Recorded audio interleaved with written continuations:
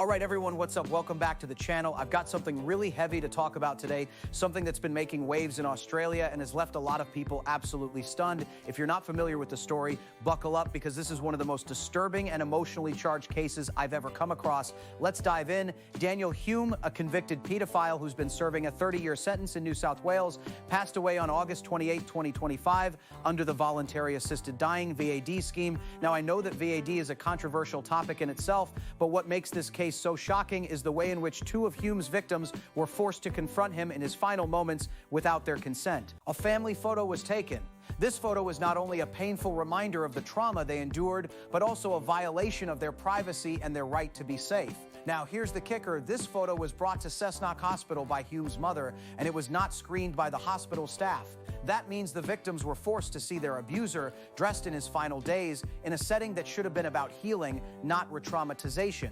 Neveah Jett, who is now 27, has spoken out about how this made her feel. She said it made her feel sick that Hume was allowed to view her during his final days. That's a powerful statement, right? It's not just about the photo. It's about the entire experience of being forced to confront the person who caused her unimaginable pain. She called it outrageous that Hume was given the opportunity to walk around the hospital grounds before his death and that he did not die as a prisoner. That's a line that should not be crossed. The fact that he was allowed to roam around to live his final moments outside the confines of a prison is absolutely unacceptable. I want to be clear here. I'm not here to debate the VAD scheme itself. That's a separate issue. But what I am here to highlight is the complete lack of consideration for the victim's trauma and their right to be protected from further harm. The fact that Hume was allowed to access medical suicide after serving only 7 years of his sentence is something that's left Jett feeling kicked in the stomach. She wasn't even informed of the plan, and that's just not right. How can someone who has committed such heinous crimes be given a chance to end their life in a way that's not in a prison setting?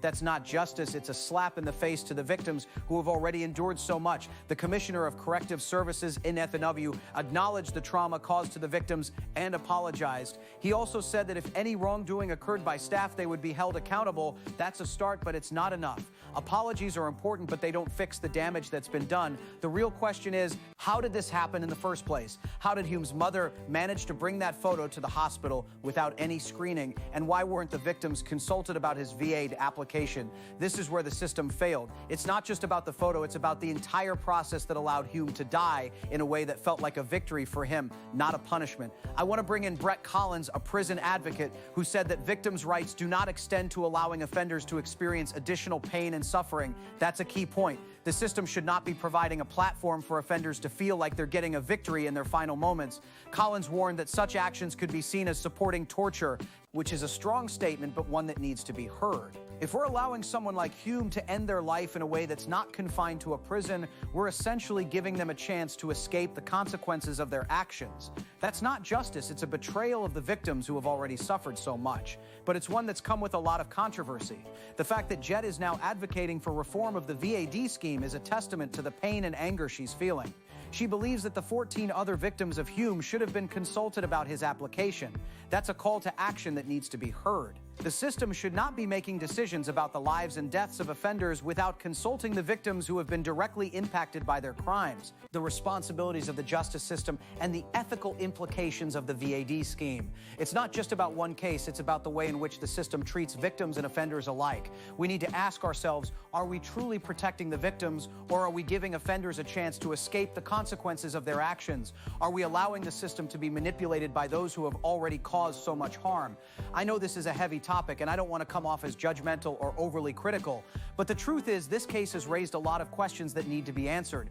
It's not just about the photo or the VAD scheme, it's about the entire process that allowed Hume to die in a way that felt like a win for him, not a punishment. The victims deserve better. They deserve a system that protects them, that consults them, and that ensures that offenders are held accountable in a way that doesn't give them a chance to escape the consequences of their crimes. What's next? Well, Jett is now advocating for reform, and I think that's a step in the right direction. We need to have a conversation about the VAD scheme and how it's applied in cases where the offender has already committed such heinous crimes. Are we really giving them a chance to end their lives in a way that's not in a prison setting? Are we allowing the system to be manipulated by those who have already caused so much harm? These are the questions that need to be asked, and they need to be answered. This case is a stark reminder of the importance of protecting victims and ensuring that the justice system is truly just. We can't allow the system to be used as a way to escape the consequences of one's actions. We need to make sure that the victims are not only heard, but also protected. This is not just about one case, it's about the way in which we treat victims and offenders in the justice system. It's time for a change, and it's time for the system to be held accountable. And as always, don't forget to like, comment, and subscribe. Let's keep this conversation going. Stay safe, and until next time, take care.